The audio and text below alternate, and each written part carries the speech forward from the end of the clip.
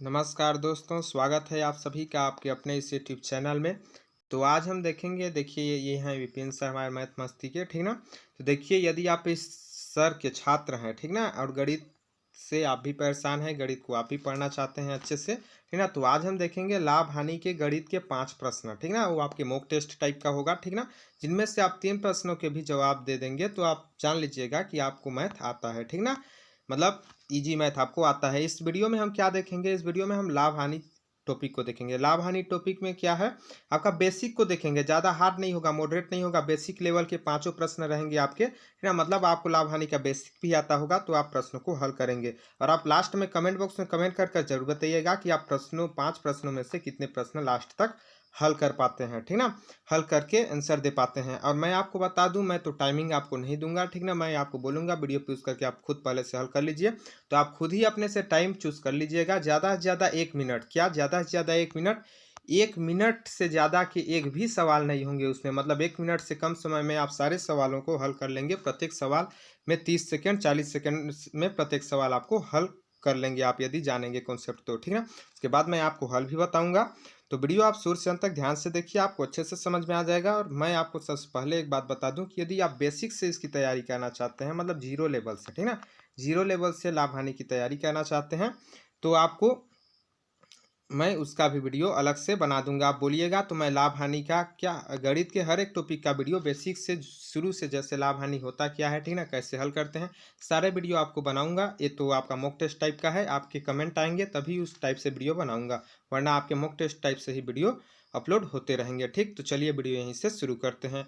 यदि लास्ट में आपको वीडियो अच्छा लगे तो वीडियो को लाइक कीजिएगा, चैनल पर नए हैं चैनल को सब्सक्राइब कीजिएगा। ये देखिए, यह है पहला प्रश्न, ठीक ना। पहला प्रश्न हमारे सामने है।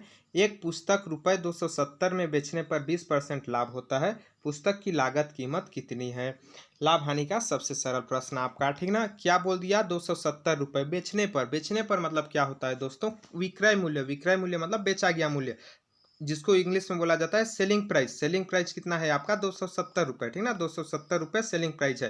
अब इसमें क्या बोल दिया कि इसमें 20% का लाभ होता है।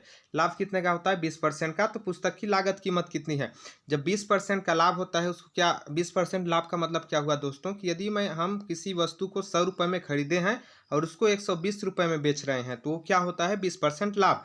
यदि हम किसी वस्तु को 100 रुपये में खरीदे हैं तो 120 रुपये में बेच रहे हैं, तो लाभ कहलाता है। और हमको क्या प्राप्त हुआ, सेलिंग प्राइस। जब हम 270 रुपये में बेचते हैं तो 20% का लाभ प्राप्त करना है, तो अपनों को क्या ज्ञात करना है, क्रय मूल्य ज्ञात करना है, मतलब हम खरीदे कितने में है उसको ज्ञात करना है, ठीक ना, क्रय मूल्य। तो क्रय मूल्य ज्ञात करने का मतलब क्या हुआ कि ये देखिए, सीपी पहले हम खरीदते हैं किसी चीज़ को, उसके बाद हम बेचते हैं, ठीक ना। तो ये आपका सीधा जाता है। और जब हम बेचने वाले से खरीदने वाले मूल्य की ओर आते हैं, मतलब विक्रय मूल्य से हम क्रय मूल्य के मूल्य की ओर आते हैं, तो क्या चलते हैं, हम उल्टा चलते हैं। किधर चलते हैं, उल्टा चलते हैं। उल्टा चलने का मतलब है उल्टा हम चल रहे हैं, ठीक ना। यदि हम क्रय मूल्य से विक्रय मूल्य निकालना रहता है हमको, तो सीधा कहलाता है। लेकिन विक्रय मूल्य से जब हमको क्रय मूल्य निकालना रहता है तो उल्टा कहलाता है। तो उसमें हम क्या करेंगे, देखिए हमारे पास क्या दिया हुआ है, विक्रय मूल्य। विक्रय मूल्य कितना है आपका, 270 रुपये, ठीक ना, 270 रुपये आपका विक्रय मूल्य है। उसमें 20% अपने को लाभ प्राप्त होता है। 20% लाभ का मतलब क्या होता है दोस्तों, कि 100 रुपये में हम किसी वस्तु को खरीदे हैं, उसको 120 रुपये में बेच रहे हैं, तो इसको हम क्या लिखेंगे, उल्टा लिखेंगे। उल्टा क्यों लिखेंगे, ध्यान से समझिए। उल्टा हम इसलिए लिखेंगे क्योंकि हम बेचने वाले मूल्य से खरीदने वाले मूल्य की ओर आ रहे हैं, ठीक ना, मतलब उल्टा आ रहे हैं। इसलिए हम 120/100 को क्या लिखेंगे, 100/120 लिखेंगे, ठीक ना। सॉरी, 100 बट्टा क्या लिखेंगे, 120 लिखेंगे। बस इसको हम हल करेंगे, हमारे पास लागत कीमत मतलब क्रय मूल्य आ जाएगा। यदि आपको इसका बेसिक कॉन्सेप्ट भी नहीं आता होगा तो आप मुझे कमेंट बॉक्स में कमेंट करके जरूर बताइएगा। आपको बेसिक से पूरे जीरो लेवल से, यदि आपको कुछ भी नहीं आता होगा मैथ में, फिर भी आपको समझाऊंगा मैं, बेसिक से आपको मैथ की तैयारी कराऊंगा। आप कमेंट बॉक्स में कमेंट कीजिएगा, तब उनके बेसिक वाले वीडियो भी अपलोड होंगे। वैसे आपका मॉक टेस्ट टाइप का है, ठीक। देखिए इसको हल कर लीजिए आप, जीरो से जीरो आपका कैंसिल हो जाएगा, ठीक है। आगे बात करें तो आपका कितना होता है, 4×3=12 हो जाता है आपका, 25×100 हो जाता है। 4×3=12, 25×100, 3 एक कम 3, 3×9=27 हो जाता है। कितना बचा, 25 × 9, कितना आया, 25 × 9 मतलब 225। 225 रुपये इसकी इसका क्रय मूल्य हो जाएगा, मतलब अंकित आपका लागत कीमत हो जाएगा। ऑप्शन नंबर 4 में दिया हुआ है 225 रुपये, 225 रुपये इसका सही आंसर हो जाएगा। तो इस प्रश्न को हल करने में आपको 20 सेकंड से ज़्यादा समय नहीं लगेगा दोस्तों, यदि आपको इसका कॉन्सेप्ट आएगा तो, ठीक ना। आशा करता हूँ आपको समझ आया होगा, नहीं आया होगा आप कमेंट बॉक्स में कमेंट करके जरूर बताइएगा। आपके पास ये सवाल हल हो गए होंगे यदि आप बेसिक इसका जानते होंगे, ठीक ना, वरना मैं आपको पढ़ाऊंगा, आप कमेंट बॉक्स में कमेंट करके बताइएगा, आपको बेसिक से पूरा समझाया जाएगा, ठीक। दूसरा प्रश्न हम देखते हैं। देखिए दूसरा प्रश्न क्या है हमारा, सत्येंद्र ने 2000 में एक सिलाई मशीन खरीद कर 2 वर्ष बाद उसे 2% हानि से बेच दिया, वह मशीन कितने में बेची? क्या बोल दिया इसमें, इसको देखिए वीडियो पॉज कीजिए आप पहले, फिर खुद से हल कीजिए, उसके बाद यदि आपको नहीं समझ आता है तो मेरा उत्तर देखिए। और हल करने के लिए आपको टाइम केवल 30 से 40 सेकेंड से ज़्यादा टाइम आप मत लीजिएगा, ज़्यादा से ज़्यादा 1 मिनट, 1 मिनट से अधिक टाइम में आप मत इसको हल कीजिएगा, ठीक ना, क्योंकि 1 मिनट से ज़्यादा लगा आपको मतलब आप इसको नहीं जानते हैं बिल्कुल, ठीक। देखिए सत्येंद्र ने क्या किया, 2000 रुपये में एक सिलाई मशीन खरीदा। खरीदा मतलब क्या निकला हमारा, खरीदा मतलब कॉस्ट प्राइस, कॉस्ट प्राइस मतलब होता है क्रय मूल्य। क्रय मूल्य कितना दिया हुआ है, 2000 रुपये ना, मतलब 2000 रुपये इसका क्रय मूल्य है, क्योंकि उसने खरीदा है। अब क्या बोल दिया, 2 वर्ष बाद, वो कितने वर्ष बाद बेचे उससे कोई मतलब नहीं है, क्योंकि साधारण ब्याज नहीं है, ब्याज नहीं लग रहा है इसमें, ठीक ना। 2% की हानि से बेच दिया। कितना हानि पाया है, 2%, इसमें कितना हानि पाया, 2% हानि पाया, ठीक ना। 2% हानि का मतलब क्या है दोस्तों, कि यदि 100 रुपये में खरीदा तो 98 रुपये में बेचा, यही मतलब हुआ। 2% हानि का मतलब होता है कि 100 रुपये में यदि यह वस्तु को खरीदा तो आपका 98 रुपये में बेच दिया, तो 2 रुपये इसको हानि हो गया, मतलब 2% हानि हो गया, ठीक ना।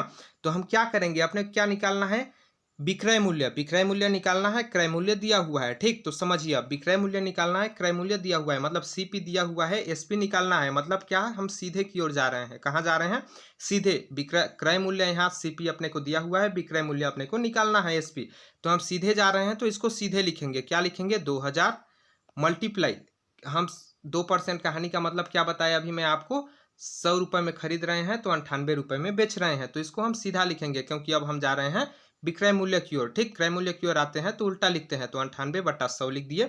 अब इसको आप कैंसिल कर लीजिए, 2 जीरो से 2 जीरो आपका कैंसिल हो गया। उसके बाद 98 गुणा 2 कितना हो जाएगा आपका, 8 दूना 16, 9 दूना 18 और 1 19, और एक जीरो का एक जीरो आपका कितना हो जाएगा, 1960 रुपये, कितना हो जाएगा, 1960 रुपये। मतलब आपका ऑप्शन नंबर ए पहला जो दिया हुआ है वो करेक्ट आंसर हो जाएगा, 1960 रुपये। कितने रुपए में बेचा उसने मशीन को, 1960 रुपये में बेचा, option number A correct answer हो जाएगा। बिल्कुल ये बहुत ही सरल सवाल है, आपको टाइम इनमें बिल्कुल भी नहीं लगेंगे, लेकिन आपको बेसिक इसका आना चाहिए, ठीक। आप कमेंट बॉक्स में कमेंट कीजिए, मैं बेसिक से इसको आपको पढ़ाऊंगा, ठीक ना। गणित के हर टॉपिक को आपको बेसिक से पढ़ाया जाएगा, यदि आपको अच्छा लगता है तो, और ज़्यादा से ज़्यादा लोगों तक शेयर कीजिएगा। देखिए तीसरा प्रश्न है, यदि रविंद्र ने एक वस्तु को 4000 रुपये में बेचता है, ठीक ना, रविंद्र एक लड़का है जो एक वस्तु को 4000 रुपये में बेचता है, तो उसे 5% की हानि होती है, 5% की हानि होती है जब 4000 में बेचता है। इस वस्तु पर 20% लाभ कमाना चाहे तो उसे लगभग कितने में बेचना पड़ेगा, ठीक ना। वीडियो पॉज कीजिए, पहले 40-50 सेकेंड में आप हल कर लीजिए, उसके बाद देखिए हल, ठीक। देखिए हम हल देखते हैं डायरेक्ट। क्या हुआ, 4000 रुपये में बेचता है, बेचता है मतलब क्या हो गया आपका सेलिंग प्राइस, सेलिंग प्राइस मतलब विक्रय मूल्य है, हिंदी में समझिएगा आपका विक्रय मूल्य होता है। विक्रय मूल्य कितना दिया है, 4000 रुपये, ठीक। 4000 रुपये विक्रय मूल्य दे दिया। अब क्या बोला, उसमें उसे 5% की हानि होती है। 5% की हानि का मतलब क्या हुआ दोस्तों, 100 रुपये में वो खरीदा है तो 95 रुपये में बेच रहा है, 100 रुपये में खरीदा है तो 95 रुपये में बेच रहा है, तब आपका 5% की हानि हुई, ठीक ना। मतलब 100 रुपये में खरीदा, 95 रुपये में बेच दिया, तो 5 रुपये उसको घाटा हुआ, वही 5% हानि होती है।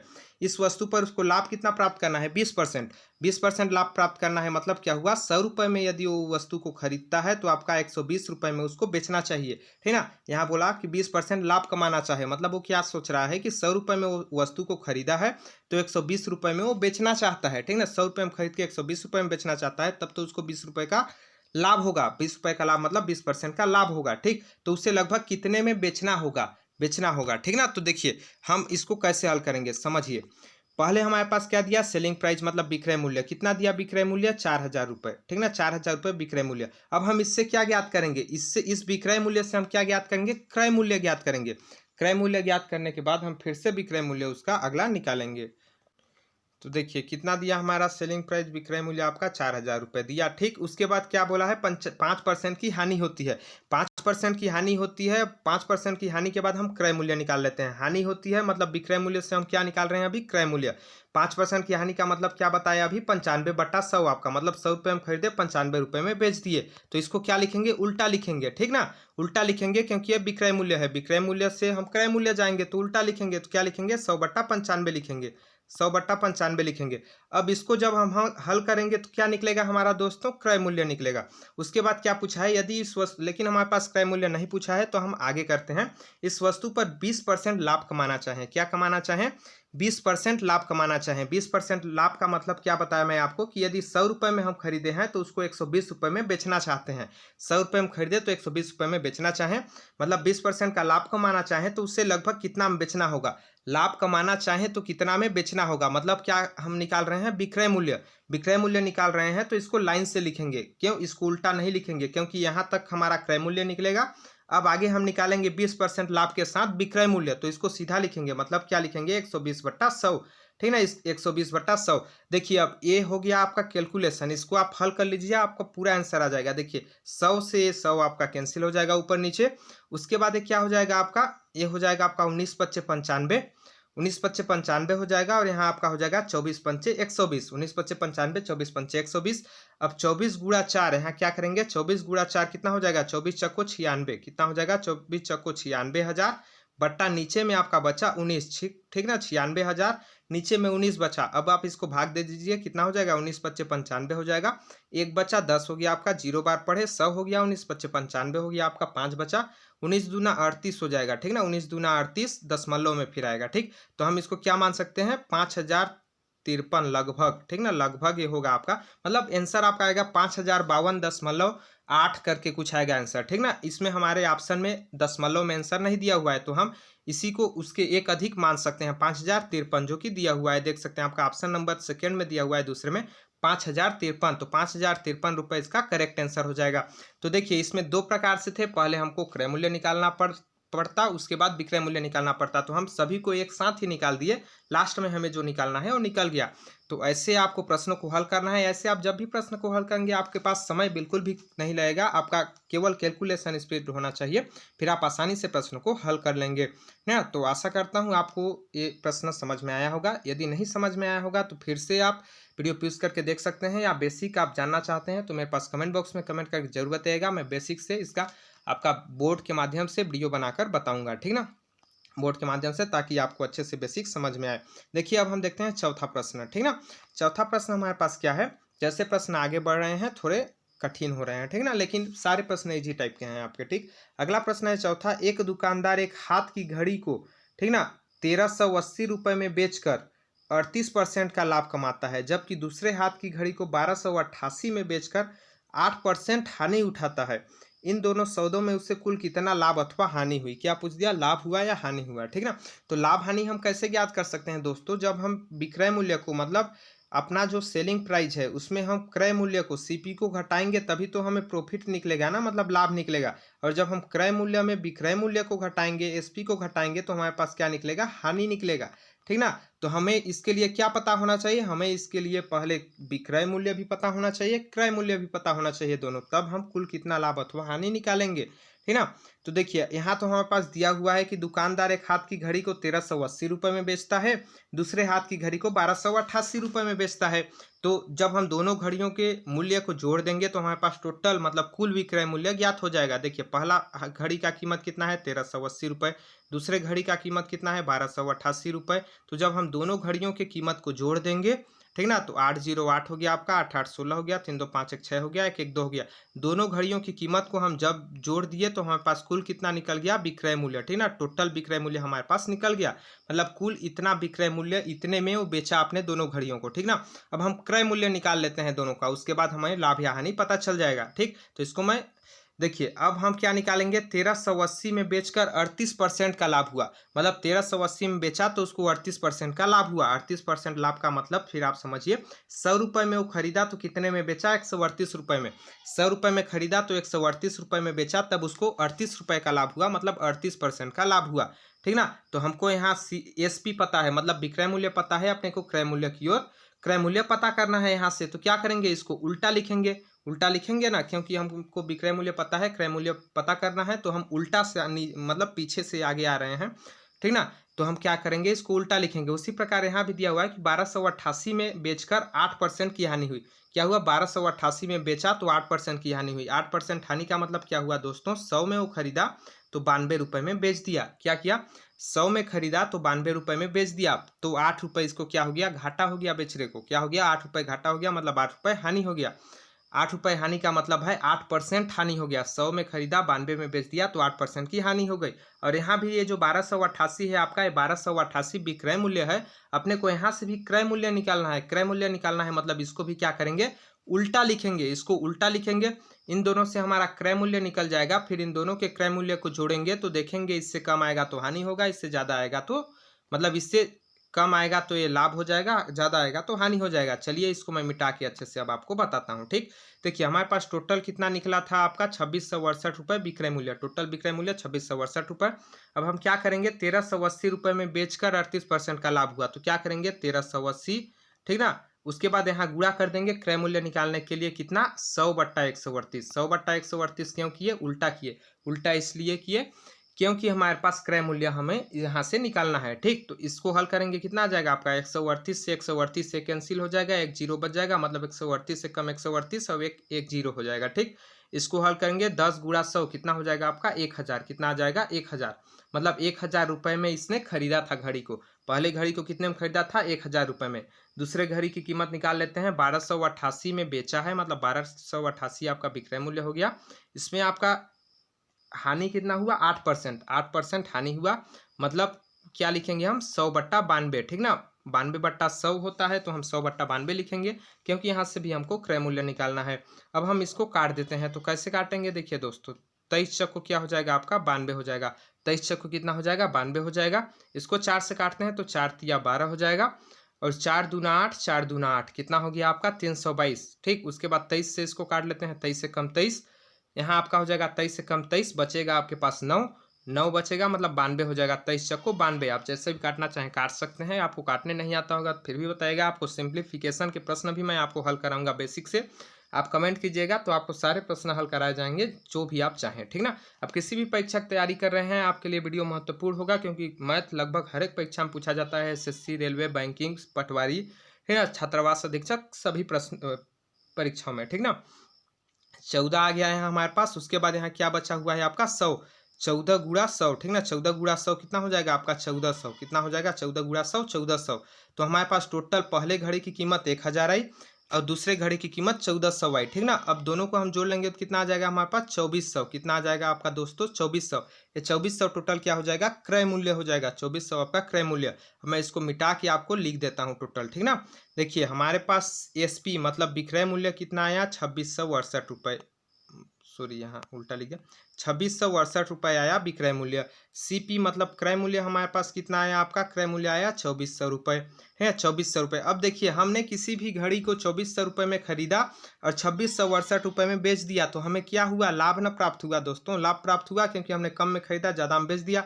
अब लाभ प्राप्त हुआ, लेकिन कितना लाभ प्राप्त हुआ, तो इन दोनों को घटा देते हैं। 8 में 0 गया 8, 6 में 0 गया 6, 6 में 4 गया 2, 2 में 2 गया कट, मतलब 268 रुपये। हमें लाभ कितना प्राप्त हुआ, 268 रुपये। 268 रुपये का लाभ प्राप्त हुआ, मतलब ऑप्शन नंबर 4 आपका दिया हुआ है, 268 रुपये का लाभ। तो 268 रुपये का हमें लाभ प्राप्त हुआ, ऑप्शन नंबर 4 आपका सही आंसर हो जाएगा और करेक्ट आंसर।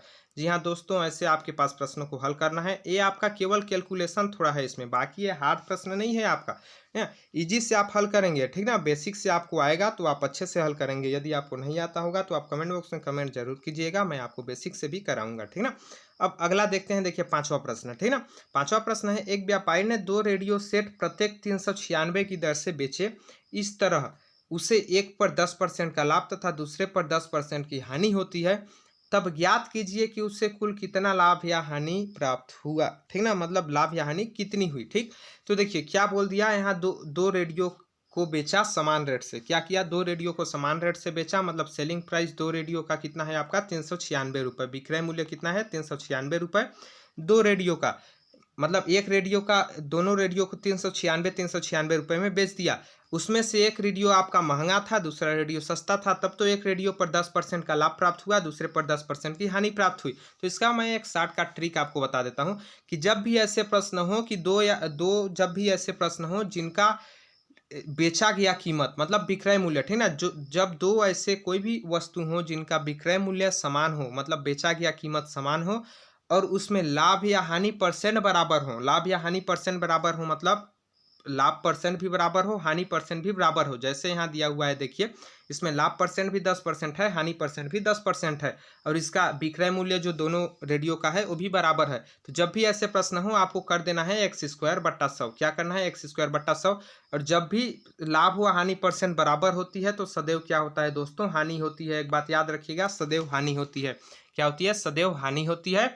और हानि कितना परसेंट में होता है, तो उसका सूत्र है x²/100। एक्स स्क्वायर का मतलब होता है, एक्स का मतलब होता है लाभ या हानि परसेंट, ठीक ना, लाभ या हानि परसेंट। तो लाभ परसेंट या फिर हानि परसेंट दोनों आपके 10 हैं, तो क्या हो जाएगा, इसका 10 का स्क्वायर हो जाएगा, बट्टा में आपका 100 हो जाएगा। ठीक, 10 का स्क्वायर बट्टा 100 स्क्वायर करेंगे, 100/100 आपका हो जाएगा। 100/100 मतलब 100 एकम 100, मतलब 1%। क्या हो जाएगा, 1% आपका हानि हो जाएगा। क्या होगा, 1% हानि हो जाएगा। है, सदैव हानि होती है जब लाभ एवं हानि परसेंट बराबर होती है, और विक्रय मूल्य बराबर होता है तो सदैव हानि होती है। और हानि परसेंट निकालने का सूत्र x²/100 होता है। x मतलब लाभ या हानि परसेंट होता है। तो 1% यहाँ निकल गया, और जो कि हानि हुआ आपका, तो यहाँ दिया हुआ है ऑप्शन नंबर तीसरा में 1% हानि। तो ऑप्शन नंबर 3 आपका करेक्ट आंसर हो जाएगा, तीसरा ऑप्शन आपका सही आंसर हो जाएगा। तो क्या होगा, आपका 1% इसमें हानि होगी दोस्तों, 1% आपकी हानि होगी, ठीक ना। तो यही थे आपके 5 प्रश्न। इसमें हानि कितना होगा, 1% तो होगा, लेकिन इसमें मूल्य में पूछा होता तो कैसे निकालते। तो इसका आपको होमवर्क है, आप बताइएगा कैसे निकालते हैं और कितना आएगा आंसर में, ठीक ना। निकालेंगे तो, या फिर मैं आपको बताऊंगा, आप कमेंट बॉक्स में कमेंट करके जरूर बताइएगा। यदि आपको इसको बेसिक से पढ़ना होगा या फिर मैथ के किसी भी टॉपिक को, प्रतिशत आपका हो गया, लाभ हानि हो गया, बट्टा छूट, किसी भी टॉपिक को आपको बेसिक से पढ़ना होगा, तो आप कमेंट बॉक्स में कमेंट करके बताइएगा, आपको पढ़ाया जाएगा। वरना ऐसे ही मॉक टेस्ट के माध्यम से आपके पास प्रश्न कराए जाएंगे। आशा करता हूं कि वीडियो आपको अच्छे लगे होंगे। यदि आपको वीडियो अच्छे लगे होंगे तो वीडियो को लाइक कीजिएगा, चैनल पर नए हैं चैनल को सब्सक्राइब कीजिएगा। वीडियो देखने के लिए बहुत बहुत धन्यवाद। आप नए ही होंगे क्योंकि ये नया चैनल है, ठीक ना। तो वीडियो देखने के लिए आपको बहुत बहुत धन्यवाद। जल्द मिलेंगे अगले वीडियो में, तब तक के लिए जय हिंद, जय भारत, जय छत्तीसगढ़।